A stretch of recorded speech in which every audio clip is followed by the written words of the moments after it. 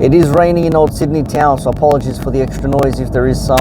But just wanted to touch on the whole Isak going to training. Obviously the video, the fan fury has been out and about, and everyone's talking about Isak's first session.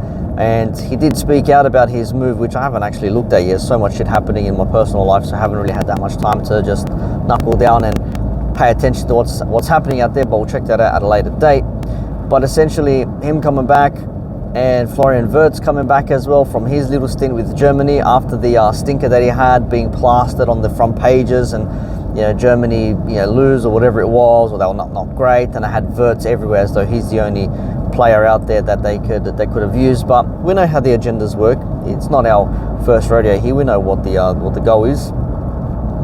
But then we also remember Gyökeres and Isak for Sweden losing to Kosovo, and Gyökeres started that game, created 2 chances. Isak came on with 20 minutes to go, I think, and missed 2 chances. So people would say Isak did more in 20 minutes than what Gyökeres did in the majority of their game. Now you can debate that as much as you like. I'm not neither here, to or for it, but you get what I'm saying.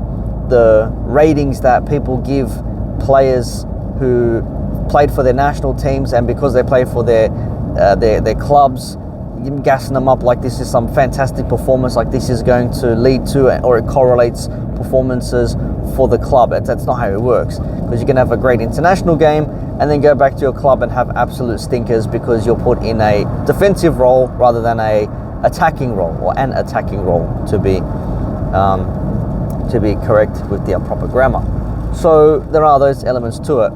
But there should be no more mucking about for Liverpool. Obviously missing out on Gehi on deadline day the other week, not the best thing, but we got Isak done. So now it's a matter of getting shit happening now.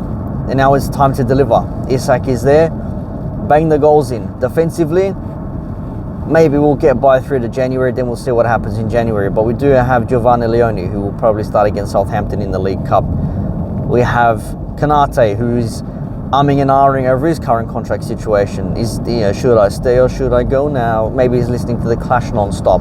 Apparently there was a proper deal in place, but it's been rejected due to his own personal terms, whatever it is. Like, it's actually nauseating.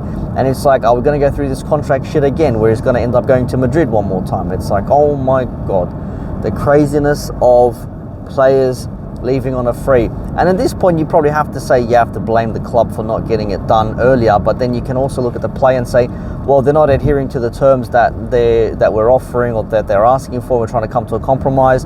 So then what do? They just ask the club to cave in and say, well, this is what it is, take it or leave it. And they say, all right, well, I'm leaving it, and then that's it. Then you can't get mad at the player. Then you can't be doing this whole, we'll just pay the money and then have them stay. If the players aren't going to adhere to the contract that's on offer and they want to go somewhere else, or they can go somewhere else, by all means, that's what it's going to have to be. If Konate has to kick up a fuss and not perform and whatnot, if he thinks he's going to get his move that way, that's completely up to him. We cannot be hypocrites in this instance here. If he wants to kick up a stink, by all means, go for it. But the time is now to deliver. The time is now. Isak is here.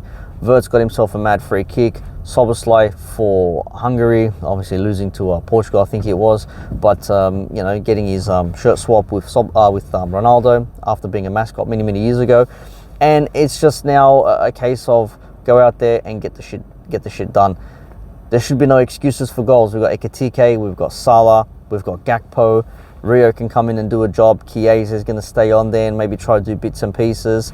Wirtz in the midfield, McAllister, Gravenberch. Even Curtis Jones can do some bits if you really knuckle him down and get him to actually perform. But when you deep it down, there's more than enough in this team for the goals. Just hopefully it translates to some big wins over the course of the season. And if we can outscore the opposition, or at least score to the point where they just give up in effect, maybe we don't have to defend as much, even with the lack of depth that we have. So yeah, just my 2 thoughts on that.